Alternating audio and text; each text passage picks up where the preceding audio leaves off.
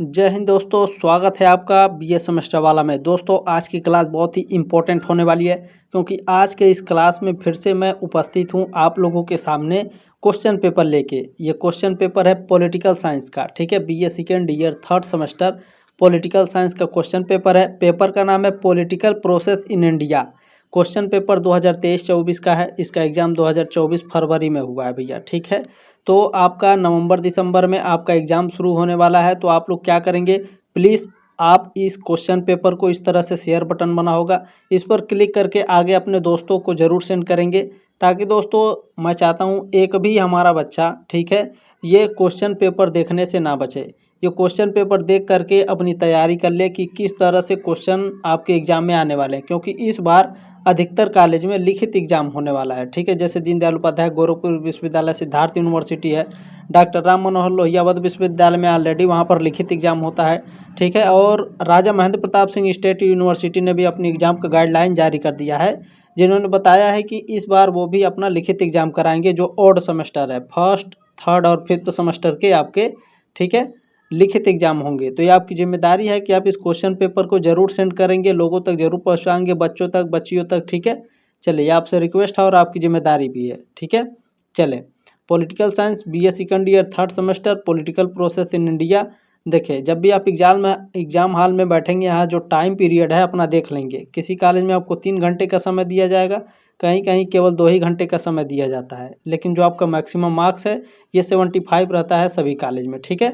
ये उत्तर प्रदेश के जितने भी यूनिवर्सिटी है सभी यूनिवर्सिटी के लिए इम्पोर्टेंट है, ठीक है। चाहे आप भारत के किसी भी यूनिवर्सिटी में रहिए, पॉलिटिकल प्रोसेस इन इंडिया यदि आपके कॉलेज में पढ़ाया जा रहा है तो आप इस क्लास को अटेंड कर सकते हैं, ठीक है। देखें, सभी खंडों के उत्तर निर्देशानुसार दीजिए। खंड अ में आपके अति लघु उत्तरीय प्रश्न पूछे जाते हैं, ठीक है। सभी प्रश्नों के उत्तर दीजिए। प्रत्येक प्रश्न का उत्तर लगभग 50 शब्दों में हो। जो राजा महेंद्र प्रताप सिंह स्टेट यूनिवर्सिटी है उन्होंने कहा है जो अति लघु उत्तरीय प्रश्न है खंड अ के, वो 100 शब्दों में उत्तर हमें चाहिए, ठीक है। ये बात ध्यान रखेंगे। आपको सभी प्रश्न करने अनिवार्य होते हैं अति लघु में। चले, मैं आपको बताता हूँ कौन कौन से एकदम इम्पोर्टेंट प्रश्न है, कौन कौन से प्रश्न इस बार आने वाले हैं 2024 में, कौन कौन से 90% चांसेस है आने के लिए, ठीक है। कौन कौन से मोस्ट इंपॉर्टेंट है, एकदम हर साल पूछे जाते हैं, इन सभी के बारे में चर्चा करेंगे और इसका उत्तर भी बताया जाएगा दोस्तों, बहुत ही शानदार तरीके से। इसके पहले भी मैंने आपको क्वेश्चन पेपर एक सॉल्व कराया है, ये दूसरा क्वेश्चन पेपर है, ठीक है। तो आप लोग क्या करेंगे, देखिए मैं उत्तर बताऊंगा तो आप लोग ध्यान से देखिएगा। और अगर आप पीडीएफ पाना चाहते हैं, मान लीजिए लिखा है भारत में लोकतांत्रिकरण की प्रक्रिया के प्रमुख सोपानों की व्याख्या कीजिए, मान लीजिए मैंने इसका उत्तर बता दिया, तो आप पीडीएफ के रूप में टेलीग्राम ग्रुप ज्वाइन कर लीजिएगा, ठीक है। वहाँ पर आपको वीडियो के ठीक नीचे पीडीएफ मिलेगा, डाउनलोड करके जो इसका उत्तर दिया रहेगा एग्जाम से पहले शानदार तरीके से तैयारी कर लेंगे, ठीक है। चलें, अब मैं आपको बताता हूँ। इसमें पहला प्रश्न पूछा गया है, भारत में लोकतांत्रिकरण की प्रक्रिया के प्रमुख सोपानों की व्याख्या कीजिए। तो ये प्रश्न हमेशा नहीं पूछा जाता है, लेकिन भारत में लोकतांत्रिकरण से एक प्रश्न आपका एकदम 100% गारंटी है आता है, ठीक है। तो भारत में लोकतांत्रिकरण की भारत में जो लोकतांत्रिकरण है इसको पढ़ना अनिवार्य है, ठीक है। ये चैप्टर 1 में है तो इसे जरूर पढ़ लेंगे, ये गारंटी है ये प्रश्न आएगा। तभी मैं इसका उत्तर आपको बता रहा हूँ। आगे पहले चर्चा कर लेते हैं कि कौन कौन से एकदम इम्पोर्टेंट प्रश्न है, ठीक है। देखिए, भारत की संघीय व्यवस्था के प्रमुख एकात्मक लक्षणों का विवेचन कीजिए। भारत में जो संघीय व्यवस्था है इससे भी आपका एक प्रश्न आता है, ठीक है। सेम प्रश्न आपका आ सकता है क्योंकि ये 2024 का क्वेश्चन पेपर अबाउट, ठीक है। चले, ध्यान रखेंगे, इसका भी उत्तर अभी आपको बताया जाएगा, ठीक है। चले, तीसरा प्रश्न है, गठबंधन सरकार से आप क्या समझते हैं, गठबंधन सरकार के लक्षण क्या है। तो गठबंधन सरकार ये आपका मोस्ट इम्पोर्टेंट टॉपिक है, इससे आपका 100% प्रश्न आएगा, ठीक है। आपको 50 शब्दों में उत्तर देने के लिए लिखा है, ये आपका लघु उत्तरीय प्रश्न में भी पूछता है गठबंधन सरकार क्या है, ठीक है। इसके विवेचना कीजिए, इस तरह से पूछता है, तो इम्पोर्टेंट है, इसे एकदम 100% रट डालना है, ठीक है। चले, इसमें चौथा प्रश्न आपका, क्षेत्रीय दलों के लक्षण क्या है, इसका उत्तर भी बताया जाएगा। ये प्रश्न हमेशा नहीं आता है, 2-3 बार केवल इसे लिख कर पढ़ लेंगे, ठीक है।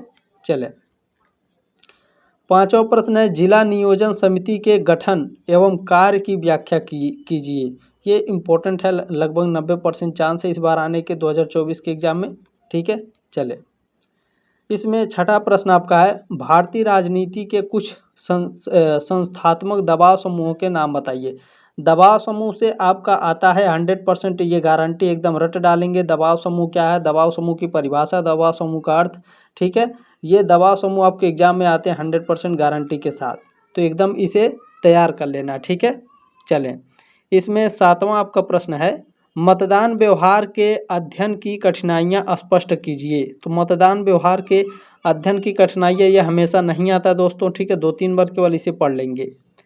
चलें, अगला प्रश्न है आपका, भारतीय राजनीति में जाति के प्रभाव की व्याख्या कीजिए। तो 90% आने वाले हैं इस बार, चांसेस है, ठीक है। माहौल भी उसी तरह का है, भारतीय राजनीति में जाति के प्रभाव की व्याख्या कीजिए, यह आ सकता है, ठीक है। तो इसे तैयार कर लेंगे, 100% इसे तैयार कर लेंगे, ठीक है। चले, अभी इन सभी का उत्तर मैं बताऊंगा, आपको बिल्कुल चिंता करने की आवश्यकता नहीं है, ठीक है। चले, ताराकुंडे समिति पर एक संक्षिप्त टिप्पणी लिखिए। यह हमेशा नहीं पूछा जाता है, ये हर साल चेंज करके पूछता है, ठीक है। इस साल हो सकता है आपका सेम नहीं आए, दूसरी समिति के बारे में पूछे, लेकिन समिति से आपका एक क्वेश्चन आएगा, ठीक है, ध्यान रखेंगे। अभी इसके बारे में मैं आपको बताऊंगा ताराकुंडे समिति क्या है, ठीक है। चले, इसमें 10वां प्रश्न आपको पूछा गया है, 52वें संवैधानिक संशोधन के प्रमुख प्रावधान बताइए। जो भारत में 52वां संविधान संशोधन हुआ था, उसमें प्रमुख प्रावधान क्या क्या दिए गए हैं, इसके बारे में आपको लिखना है, ठीक है।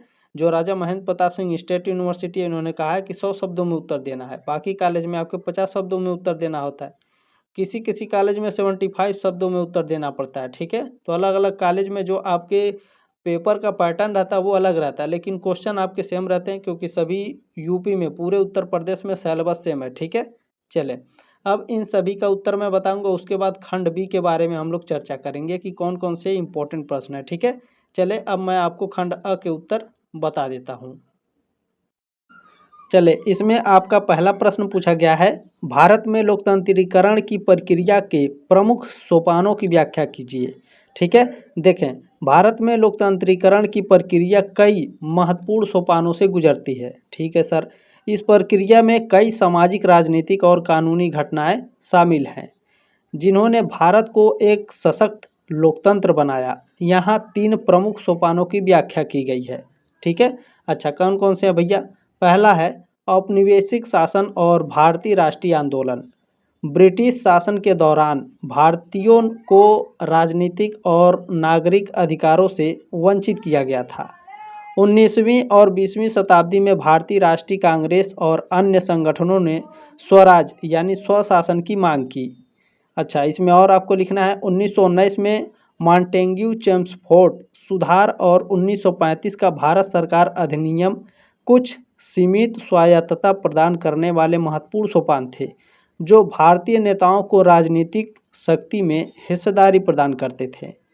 दूसरा है आपका इसमें स्वतंत्रता और संविधान निर्माण। 15 अगस्त 1947 को भारत की स्वतंत्रता के बाद लोकतंत्रीकरण की प्रक्रिया का सबसे महत्वपूर्ण चरण संविधान निर्माण था, ठीक है।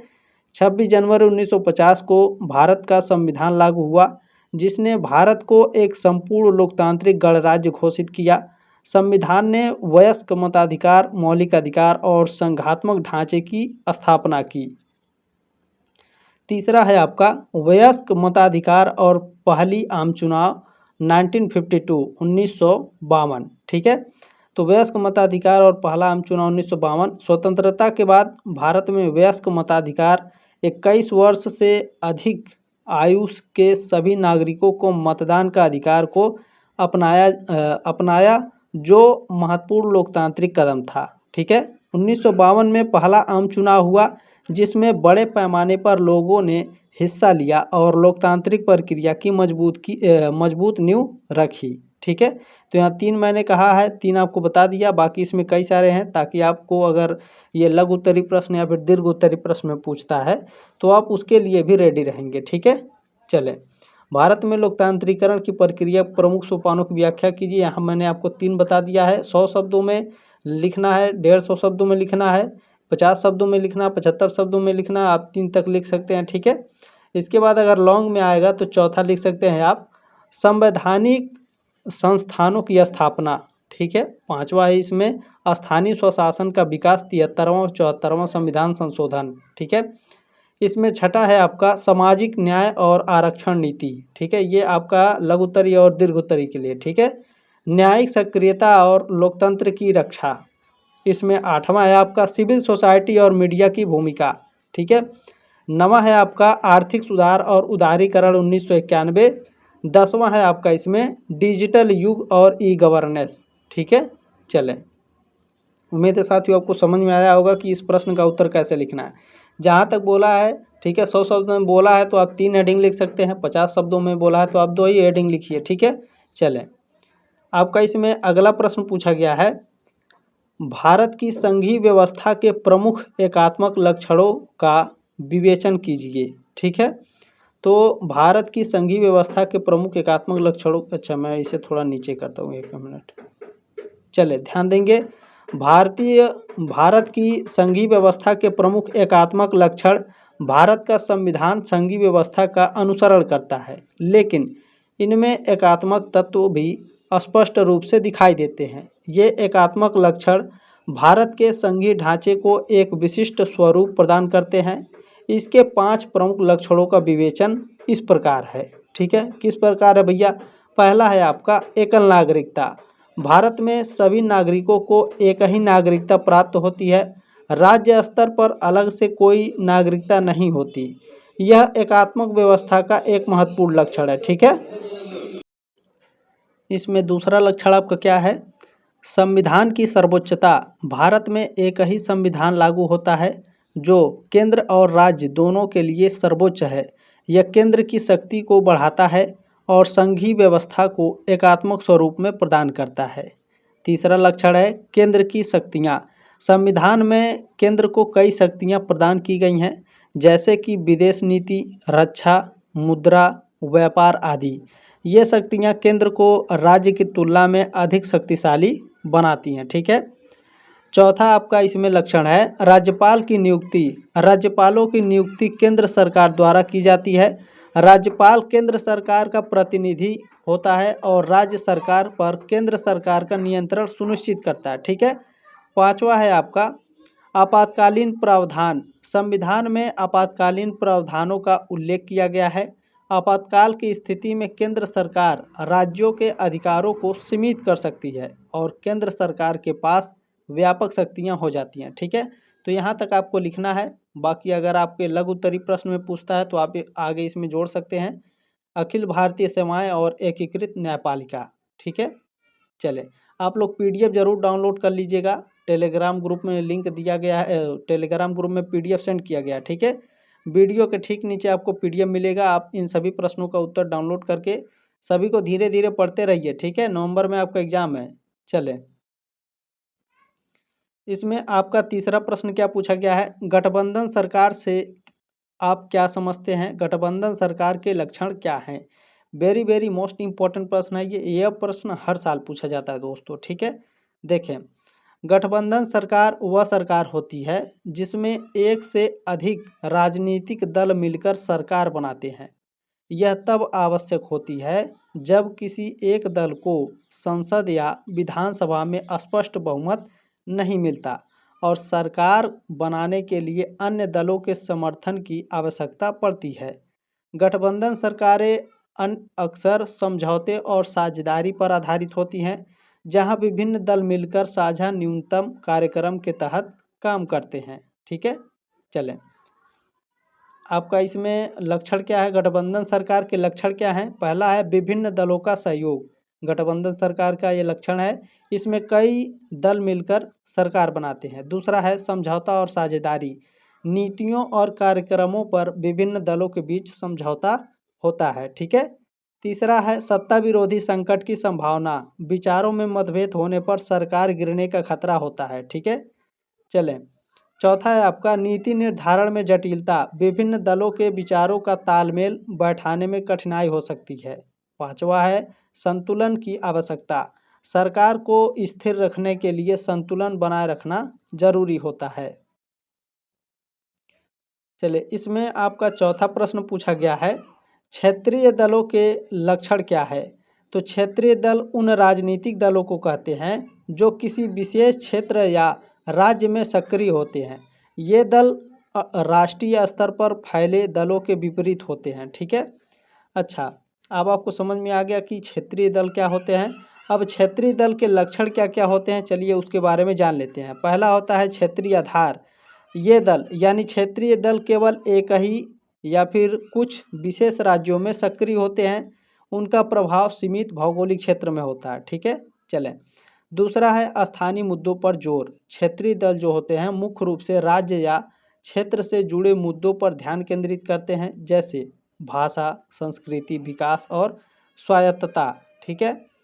इसमें तीसरा है आपका क्षेत्रीय नेताओं की प्रमुखता। इन दलों के नेतृत्व में स्थानीय नेता होते हैं जो उस क्षेत्र की राजनीति में प्रमुख होते हैं। वे क्षेत्रीय भावनाओं को, ठीक है, बेहतर तरीके से समझते हैं और व्यक्त करते हैं। ठीक है। चलें, राष्ट्रीय दलों से भिन्न एजेंडा। इन दलों का एजेंडा जो होता है अक्सर राष्ट्रीय दलों से भिन्न होता है, क्योंकि वे अपने क्षेत्र की आवश्यकताओं के अनुसार नीतियां बनाते हैं। पांचवा है गठबंधन की राजनीति। राष्ट्रीय राजनीति में प्रभाव बनाए रखने के लिए क्षेत्रीय दल अक्सर गठबंधन सरकारों का हिस्सा बनते हैं। ठीक है। चले, पांचवा है आपका जल नियोजन समिति के गठन एवं कार्यों की व्याख्या। देखें, जल नियोजन समिति एक स्थानीय निकाय है जिसका मुख्य उद्देश्य क्या है भैया, जिले के समग्र विकास के लिए योजनाएं बनाना और उनका क्रियान्वयन करना होता है। यह समिति जिला स्तर पर विकासात्मक कार्यों को समन्वयित करने और स्थानीय स्तर पर जनता की भागीदारी सुनिश्चित करने के लिए बनाई जाती है। ठीक है। अच्छा, जल नियोजन समिति मैंने आपको बता दिया। अब जल नियोजन समिति का गठन क्या है और इसके कार्य क्या हैं, चलिए मैं इसको बता देता हूँ। ठीक है।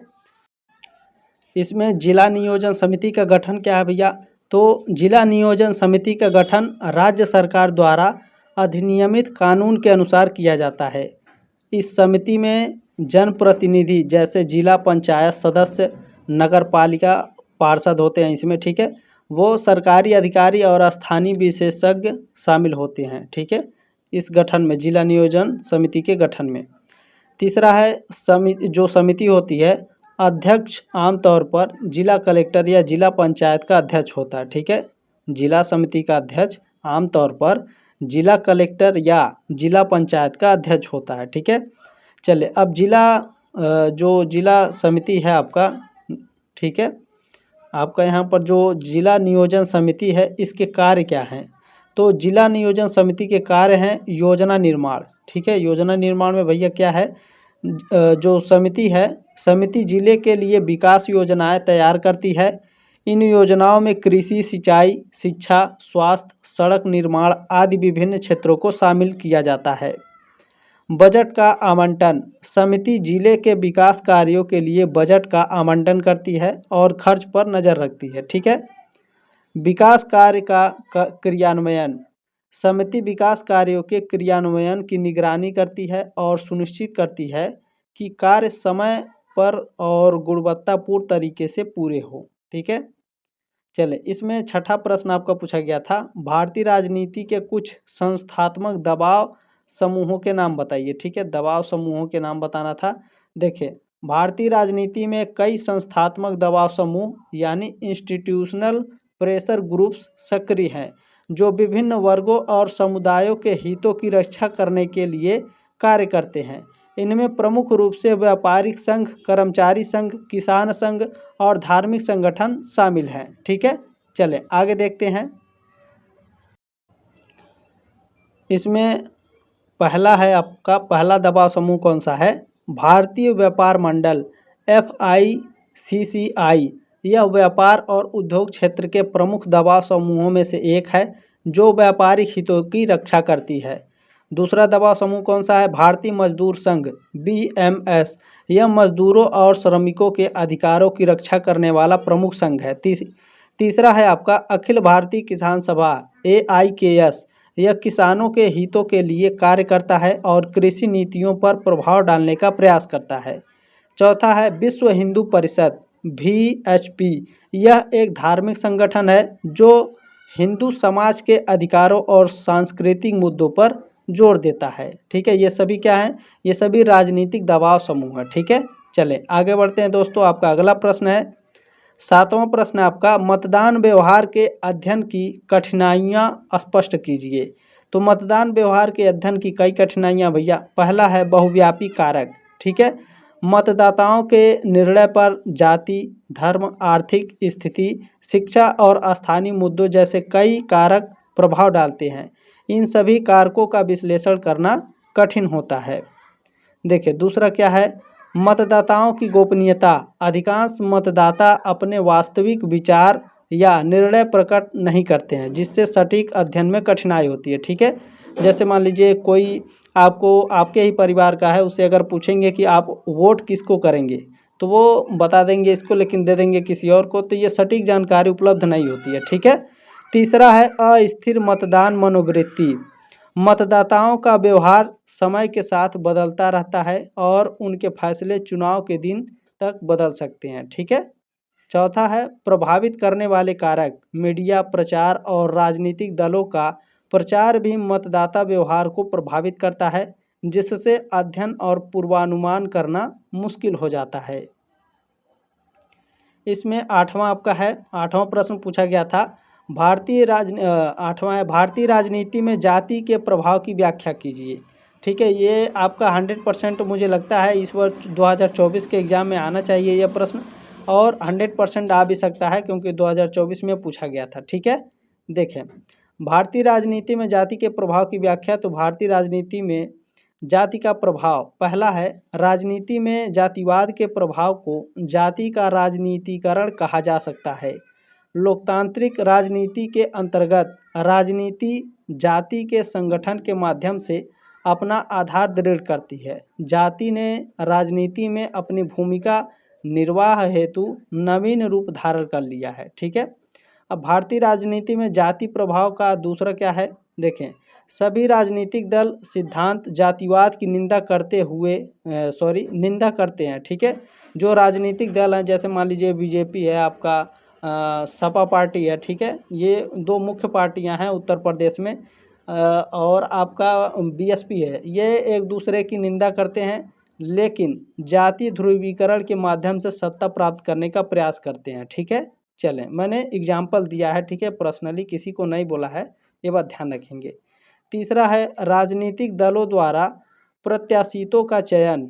ठीक है, प्रत्याशियों का चयन है राजनीतिक दलों द्वारा। मान लीजिए बीजेपी है और सपा पार्टी है, बीएसपी है, अपना अपना उम्मीदवार क्या करती है, अपने क्षेत्रों में उतारती है। ठीक है, अच्छा, तो उन्हीं प्रत्याशियों का चयन के लिए ये बोल रहा है। आगे देखें, सफलता की संभावना का आकलन जातीय मापदंडों से किया जाता है। योग्यता व सेवा तत्वों की उपेक्षा की जाती है। ठीक है, चौथा है मंत्रिमंडल का निर्माण करते समय यह ध्यान रखा जाता है कि सभी जातियों को प्रतिनिधित्व प्राप्त हो जाए। ठीक है, इससे क्या होता है कि पता चलता है कि हमारी जाति का, ठीक है, संविधान सभा में बैठा है, ये अच्छी बात है। तो ये सभी को ध्यान में रखा जाता है। अगला है जातियां सरकार की निर्णय प्रक्रिया को प्रभावित करती है। इसका उदाहरण है अनुसूचित जातियों के लिए आरक्षण, मंडल आयोग द्वारा अन्य पिछड़े वर्ग के लिए आरक्षण का क्रियान्वयन। ठीक है, चलें आपका इसमें 9वां प्रश्न पूछा गया था, ताराकुंडे समिति पर एक संक्षिप्त टिप्पणी लिखिए। देखें बहुत इंपॉर्टेंट है, ताराकुंडे समिति 1974 से 1975, इसका गठन स्वतंत्र संस्था कौन था भैया, सिटीजन्स ऑफ डेमोक्रेसी की ओर से जयप्रकाश नारायण ने चुनावी सुधार के लिए किया था। ठीक है, जो ताराकुंडे समिति है यह एक गैर सरकारी समिति है। इस समिति की सबसे प्रमुख सिफारिश यह थी कि एक ऐसा कानून होना चाहिए जिसके तहत सभी मान्यता प्राप्त राजनीतिक दलों द्वारा अपने खातों, आय के स्रोतों और खर्च के ब्यौरा का पूरा हिसाब दिया जाए। यदि खाते में गड़बड़ी आदि पाई जाए तो इसे दंडनीय अपराध माना जाए। ठीक है, बहुत ही शानदार ये समिति थी, ताराकुंडे समिति। देखें 10वां प्रश्न आपका पूछा गया है, 52वें संविधानिक संशोधन के प्रमुख प्रावधान बताइए। 52वां संविधान संशोधन भारतीय संविधान में एक महत्वपूर्ण संशोधन था जिसने कई महत्वपूर्ण बदलाव किए। क्या क्या किए भैया, देखिए 52वां संविधान संशोधन में पहला क्या है, यहाँ 52वां संविधान संशोधन के प्रमुख प्रावधान दिए गए हैं। मतदान की आयु में कमी, ठीक है। इस संशोधन के माध्यम से लोकसभा और राज्य विधानसभाओं के चुनावों में मतदान की आयु 21 वर्ष से घटा करके 18 वर्ष कर दी गई, ठीक है, 52वें संविधान संशोधन के द्वारा। इससे देश के युवाओं को राजनीतिक प्रक्रिया में अधिक सक्रिय रूप से भाग लेने का मौका मिला। दूसरा है अनुसूची 9 का गठन। इस संशोधन के तहत संविधान में एक नई अनुसूची 9 को जोड़ा गया। इस अनुसूची में उन कानूनों को शामिल किया गया जो जमींदारी उन्मूलन, भूमि सुधार आदि से संबंधित थे। इन कानूनों को मौलिक अधिकारों के उल्लंघन के दावों से बचाने का प्रावधान किया गया। आपका अगला इसमें है राष्ट्रपति को अधिकार। राष्ट्रपति को संविधान का प्राधिकृत हिंदी पाठ प्रकाशित करने का अधिकार दिया गया। अन्य संशोधन जैसे इसमें संशोधन के माध्यम से यानी 52वें संविधान संशोधन के माध्यम से संविधान के अन्य कुछ प्रावधानों में भी संशोधन किए गए, जिनमें करों यानी टैक्स को बढ़ाने के संबंध में संघ सूची और राज्य सूची में संशोधन शामिल है, ठीक है। अच्छा, यह संशोधन यानी 52वां संविधान संशोधन भारतीय लोकतंत्र को मजबूत बनाने और युवाओं को सशक्त बनाने की दिशा में एक महत्वपूर्ण कदम था, ठीक है। चलें दोस्तों, मैंने आपको खंड अ के सारे प्रश्न बता दिए आपको, ठीक है, सारे प्रश्न के उत्तर। अब खंड ब जो है आपका लघु उत्तरीय प्रश्न। खंड ब चलिए मैं आपके इसके बारे में डिस्कस किया जाता है। खंड ब में कौन कौन से महत्वपूर्ण प्रश्न हैं आपके एग्जाम में 100% आने वाले हैं, कौन कौन से 90% चांस है आने के लिए, ठीक है। चले कौन कौन से टॉपिक एकदम इम्पोर्टेंट है, पढ़ना अनिवार्य है, चलें इन सभी के बारे में चर्चा करते हैं। चले दोस्तों, मैंने आपको खंड अ बता दिया है, ठीक है। खंड अ में 10 प्रश्न आपके पूछे गए हैं, 10 प्रश्न मैंने आपके बता दिए हैं। अब खंड ब के बारे में हम लोग चर्चा करेंगे कि कौन कौन से एकदम इम्पोर्टेंट टॉपिक है, कौन कौन से एकदम इम्पोर्टेंट प्रश्न है, ठीक है। चलिए देख लेते हैं। देखिए सेक्शन बी यानी खंड ब। खंड ब में आपके निम्नलिखित में से 4 प्रश्नों के उत्तर दीजिए। प्रत्येक प्रश्न का उत्तर लगभग 150 शब्दों में हो, ठीक है। Attempt any 4 questions of the following, give answer of each question in about 150 word, ठीक है। 150 शब्दों में उत्तर देना है, कहीं कहीं 200 शब्दों में उत्तर देना होता है। जो राजा महेंद्र प्रताप सिंह स्टेट यूनिवर्सिटी उन्होंने कहा कि 250 शब्दों में उत्तर हमको देना है, ठीक है। चलिए ध्यान रखेंगे। इसमें आपका पहला प्रश्न पूछा गया है, ठीक है। देखें यहाँ पहला प्रश्न है, ये इसे देखकर कंफ्यूज मत हो जाइएगा, ठीक है। ये पहला प्रश्न है।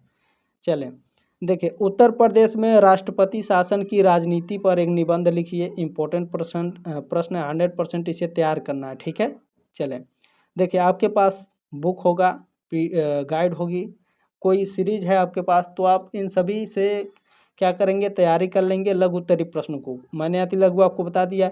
अगर किसी भी प्रश्न का आपको उत्तर नहीं मिलता है तो टेलीग्राम में आपको जो मैं मैसेज करता हूँ, मैं कुछ अगर कोई भी लिंक सेंड करता हूँ तो उसमें आपको मैसेज करने के लिए दिया जाता है इस तरह से, ठीक है। कमेंट करके लिखा रहता है, तो आप कमेंट में आ करके सारे प्रश्नों को आप पेस्ट कर दीजिए, कॉपी करिए, कॉपी करके पेस्ट कर दीजिए, बोल दीजिए सर इसका उत्तर हमें बता दीजिए, आपको उत्तर बता दिया जाएगा। मान लीजिए यहाँ पर लिखा है भारतीय प्रशासन में भ्रष्टाचार के कारणों का परीक्षण कीजिए। यह आपको उत्तर नहीं मिल रहा है तो आइए टेलीग्राम ग्रुप में, ठीक है, बोल दीजिए सर इसका उत्तर हमें बता दीजिए। कमेंट करने के लिए वहाँ ऑप्शन दिया भी रहता है, ठीक है, तो आपको उत्तर बता दिया जाए। और ये जो प्रश्न है, ठीक है, भारतीय प्रशासन में भ्रष्टाचार के कारणों का परीक्षण कीजिए, तो ये आपका 100% इसे एकदम तैयार कर लेना, ठीक है। चलें आपका इसमें अगला प्रश्न पूछा गया है, सच्चर समिति की प्रमुख अनुशंसाओं का विवेचन कीजिए, ठीक है। जो सच्चर समिति, तो ध्यान रखिएगा ये जो समितियां हैं हर बार चेंज होकर के आती हैं, ठीक है। तो ध्यान रखेंगे जितनी भी समितियां हैं सभी को तैयार कर लेना है। बाकी मैं जो मॉडल पेपर दूंगा तो मॉडल पेपर में आपको सारे मैं कवर कर दूंगा, ठीक है। आपका पूरा बुक मैं कवर कर दूंगा, ये बात ध्यान रखेंगे। और क्वेश्चन पेपर तो मैं आप लोगों के लिए ला ही रहा हूँ, तो प्लीज़ चैनल को सब्सक्राइब करके सपोर्ट जरूर करें। देखिए ये मैं लास्ट में बोलता, शुरू में आप लोगों ने मुझे नहीं सुने, आप मुझे नहीं सुनेंगे कि मैं बोलूँगा कि सब्सक्राइब कर दीजिए, ठीक है, मैं लास्ट में बोलता हूँ। तो ये आपकी जिम्मेदारी है ताकि अब 4th सेमेस्टर, 5th सेमेस्टर और 6th सेमेस्टर में भी आप हमारे साथ शानदार तरीके से पढ़ सकें, ठीक है। चलें भारतीय राजनीति में क्षेत्रवाद की भूमिका की व्याख्या कीजिए। भारतीय राजनीति में क्षेत्रवाद की भूमिका, तो ये हमेशा नहीं पूछा जाता है, 2-3 बार इसे केवल पढ़ लेंगे। देखिए हम प्रश्नों को, जो क्वेश्चन पेपर में जो प्रश्न है, इसे हम लोग बिल्कुल भी स्किप नहीं कर सकते हैं, ठीक है। 2-2 3-3 बार जरूर पढ़ लेंगे। जो 100% तैयार करना है वो मैं आपको बताऊंगा। देखें, भारत की राजनीति में भाषा से जुड़ी राजनीतिक समस्याओं का विश्लेषण कीजिए। तो ये भी प्रश्न आपका हमेशा नहीं पूछा जाता है, 2-3 बार केवल पढ़ लेंगे, ठीक है। चलें, आपका अगला प्रश्न इसमें पूछा गया है, भारत में वर्ग विभाजन निर्धारण के मुख्य आधारों का उल्लेख कीजिए। भारत में वर्ग विभाजन, इस पर आपका प्रश्न हो सकता है आएगा, 90% चांस है, ठीक है। तो इसे तैयार कर लेंगे। चलें, अगला प्रश्न है आपका 8वां प्रश्न पूछा गया है, भारत में महिला सशक्तिकरण के लिए वर्तमान में संचालित प्रमुख कार्यक्रमों का विवेचन कीजिए। ये प्रश्न आपका 100% आएगा, ये प्रश्न हर साल पूछा जाता है। भारत में महिला सशक्तिकरण, इससे एक प्रश्न आपका आएगा, ये गारंटी है, ठीक है। चले, इसे एकदम रट डालना है। चले, अगला आपका है इसमें सेक्शन सी, ठीक है। देखिए यहाँ पर आपका 8 लिखा है, यानी 7 क्वेश्चन आपके इसमें थे, ठीक है। 7 में से केवल 4 ही प्रश्न हमें करना था, ये बात ध्यान रखेंगे, ठीक है। दोस्तों आपका यहाँ से खंड सी स्टार्ट हो जाएगा, ठीक है। खंड स सेक्शन सी, यहाँ पर आपके दीर्घ उत्तरीय प्रश्न है। जब भी आप एग्जाम हॉल में बैठेंगे, जो यहाँ पर नोट दिया रहेगा, इसे ध्यान से पढ़ेंगे, ठीक है। निम्नलिखित में से 2 प्रश्नों के उत्तर दीजिए। प्रत्येक प्रश्न का उत्तर लगभग 450 शब्दों में है। आपके अलग अलग यूनिवर्सिटी में अलग अलग तरीके से पूछा जाएगा। राजा महेंद्र प्रताप सिंह स्टेट यूनिवर्सिटी में यह आपका 500 शब्दों में उत्तर लिखना है इसका, ठीक है। चलें, अब इसमें देखते हैं हम लोग कौन कौन सा प्रश्न इम्पोर्टेंट है, ठीक है। पहला प्रश्न है आपका, पंथ निरपेक्ष को स्पष्ट कीजिए। भारतीय पंथ निरपेक्षता के समक्ष समस्याओं और चुनौतियों का परीक्षण कीजिए। पंथ निरपेक्ष यानी सेकुलरिज्म, ठीक है। Explain secularism, examine the problems and challenge of secularism in India, ठीक है। ये आपका 100% गारंटी है, ये प्रश्न आपका आएगा, ठीक है। वेरी वेरी मोस्ट इंपॉर्टेंट है, इसे एकदम रट डालना है, ठीक है। चलें, आपका इसमें दूसरा प्रश्न है, भारत में धर्म और राजनीति में अंतः क्रिया पर एक निबंध लिखें। भारत में धर्म और राजनीति में अंतर स्पष्ट कीजिए, ये भी प्रश्न आपका पूछा जाता है। तो 100% इसे आप तैयार कर लेना, ठीक है। चलें, आपका अगला प्रश्न है इसमें, पूर्वोत्तर में अलगाव एवं समायोजन की राजनीति की विवेचना कीजिए। ये आपका हमेशा नहीं पूछा जाता है, ठीक है। 2-3 बार केवल इसे पढ़ लेंगे। अगला प्रश्न देखेंगे आपको क्या पूछा गया है, भारतीय चुनाव व्यवस्था में सुधार हेतु दिए गए सुझावों का वर्णन एवं मूल्यांकन कीजिए। तो भारतीय चुनाव व्यवस्था में सुधार मोस्ट इम्पॉर्टेंट है, इसे तैयार कर लेना है, ठीक है। 100% इसे तैयार कर लेना है। चलें, 90% आने के चांसेस है। दोस्तों मैंने आपको पूरे क्वेश्चन पेपर सॉल्व करके दे दिया, ठीक है। बाकी आप लोग धीरे धीरे तैयार करते रहेंगे। मैं मॉडल पेपर भी आपको लोगों के लिए लाता रहूँगा, ठीक है। चलें, जल्दी मिलते हैं आपके नेक्स्ट क्लास में। और जो मैंने क्वेश्चन पेपर सॉल्व कराया है, ठीक है, ये दूसरा क्वेश्चन पेपर है, तो पहला क्वेश्चन पेपर भी जा करके देख लीजिएगा, उसमें बहुत ही इंपॉर्टेंट सारे प्रश्न हैं, ठीक है। चलिए जल्दी मिलते हैं आपके नेक्स्ट क्लास में, तब तक के लिए जय हिंद, वंदे मातरम।